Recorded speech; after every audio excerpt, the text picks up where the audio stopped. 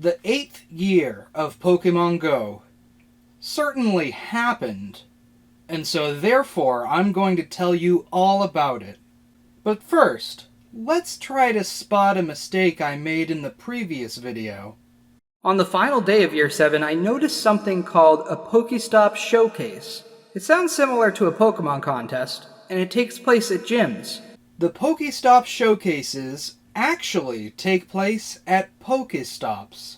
Year 8 brought new legendary Pokemon, Ultra Beasts, and Mythicals.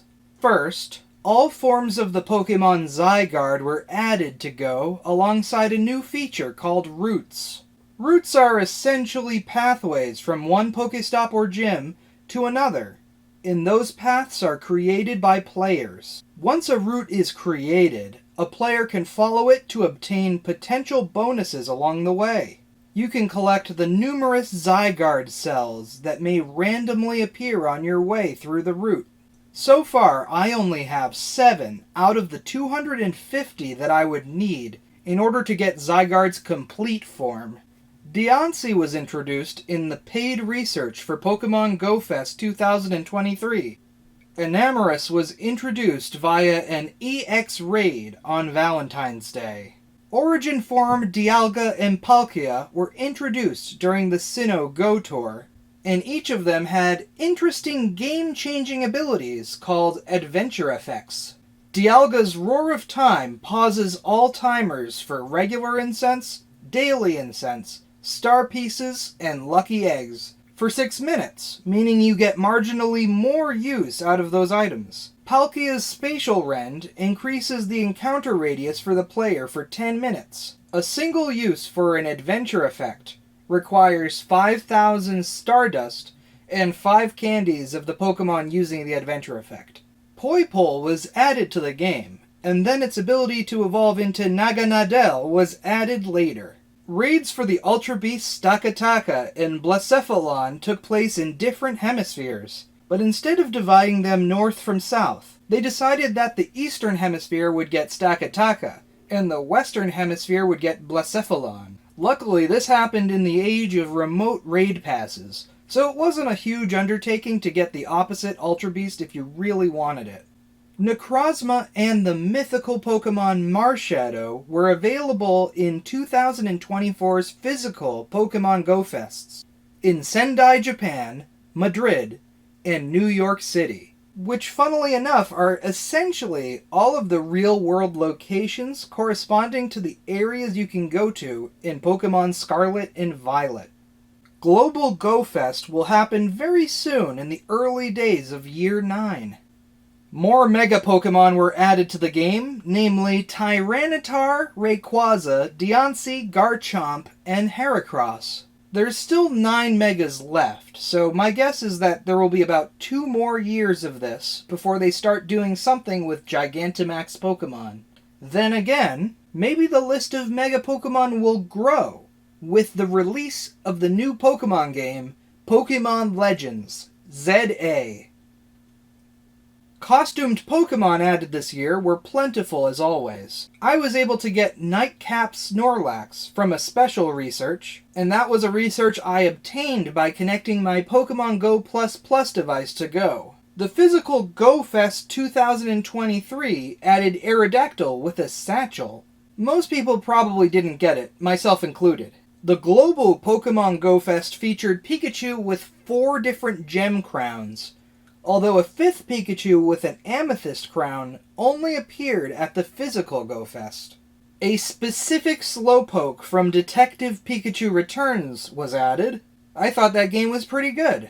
A physical Safari Zone event included Eevee and its evolutions with Explorer hats.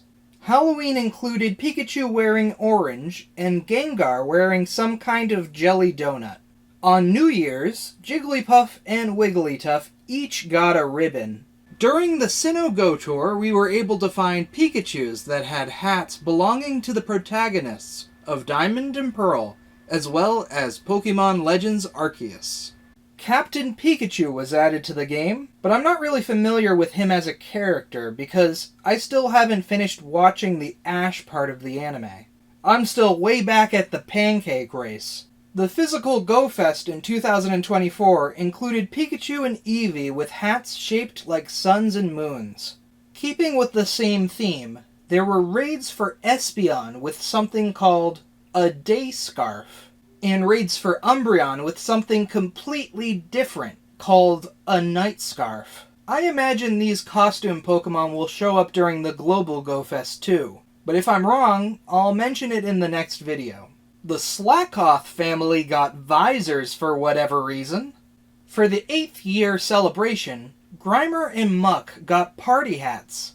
Around Easter, Cottony and Whimsicott both got flower crowns. And for the holiday, Psyduck, Golduck, Pikachu, and Raichu all got Santa Claus. Fashion Week gave Dragonite a bow tie and glasses, and also a hat for Wooper and Quagsire.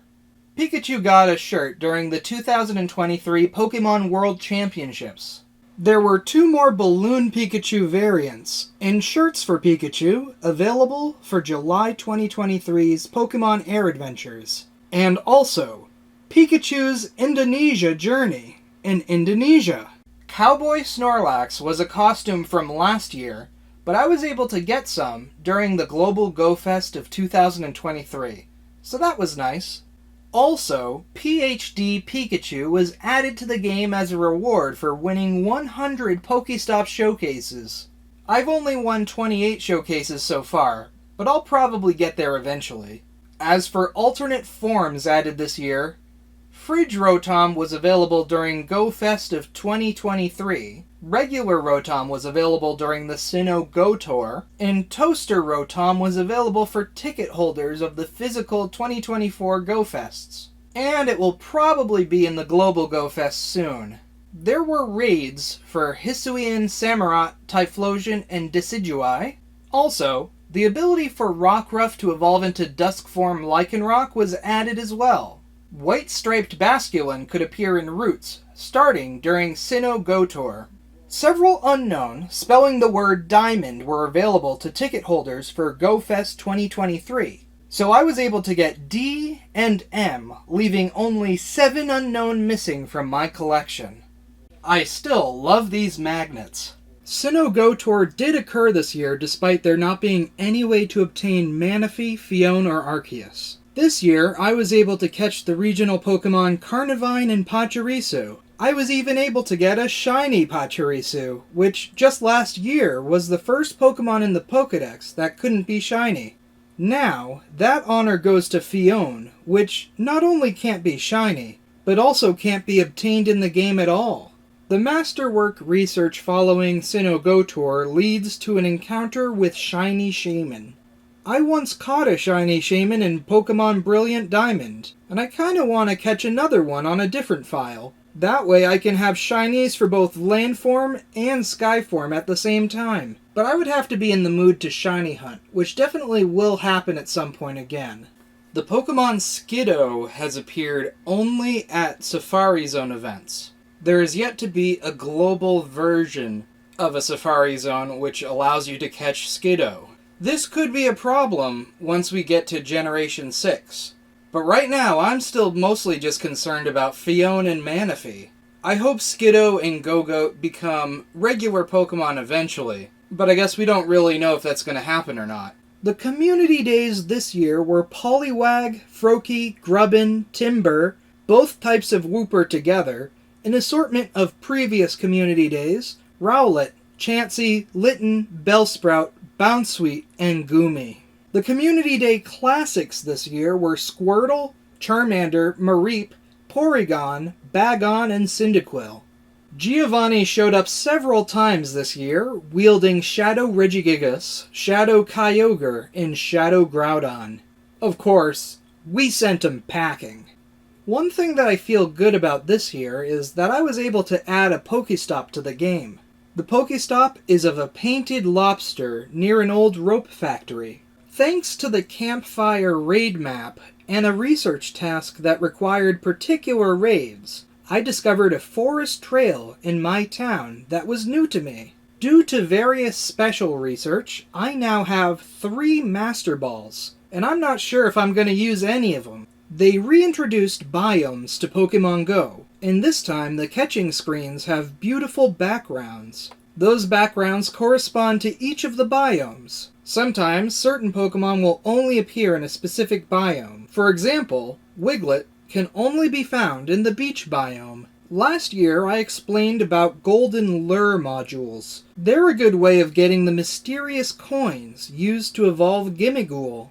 I got the required 999, but in Pokémon GO, you're allowed to carry 9,999 of them. I'm a third of the way there. Speaking of Pokemon from Gen 9, the starters were added to the game along with some other Pokemon from Paldea. Something called parties were added to the game. Basically, how they work is 2 to 4 players can join up while they travel together in order to get certain bonuses. The party is given tasks to complete together. I found this whole process very reminiscent of how Union Circles work in Blueberry Academy. There, 2 to 4 players can team up to complete group Blueberry quests, and those result in getting snack items for legendary Pokemon. In my opinion, the biggest thing that happened this year in the realm of Pokémon GO was actually Pokémon Sleep. It was almost a year ago when the game came out, so I'll briefly summarize my thoughts about it. I think it's very similar in concept to Magikarp Jump, as they both feature unique forms of the star Pokémon, so in Sleep's case, Snorlax. One of the main differences is that with enough focus, one can sit down and fully 100% Magikarp Jump, and that only takes a few mindless days. I certainly did that, and I maxed out my Pond Booster and all of the other achievements. With Pokémon Sleep, I think the progression in the game is a lot more like Pokémon GO. It may technically be possible to have completed the Sleep-style decks by now, but one would have needed incredible luck. My guess is that the key to success is to find a way to fully upgrade your camp to Master 20, and then keep improving so you can get there earlier and earlier in the week. The only way this progress can happen is by increasing various multipliers as much as the game will let you. There are 5 different islands where you can choose to sleep for the week. At the end of each week, the multiplier for that island goes up by 5%, except that only happens if the multiplier was previously less than 55%. Since that multiplier has a pretty low limit, one has to also increase the multiplier for each meal you can make for Snorlax. And you do that by making those meals over and over again once every morning, afternoon, and evening. Leveling up the Pokemon in your camp also helps, but some of my Pokemon did reach the maximum level of 50 before it was recently raised to 55. I don't think anyone is finishing the Sleep-style decks for at least another year. But if someone did, I'm not sure that I would be informed, because I don't think that Pokemon Sleep is as popular as Pokemon GO. So if you have any advice about Pokemon Sleep, please leave it in the comments. I'm looking forward to the 2024 Global Pokemon GO Fest. Anyways, thank you for watching once again, and I'll see you in the next yearly Pokemon GO video.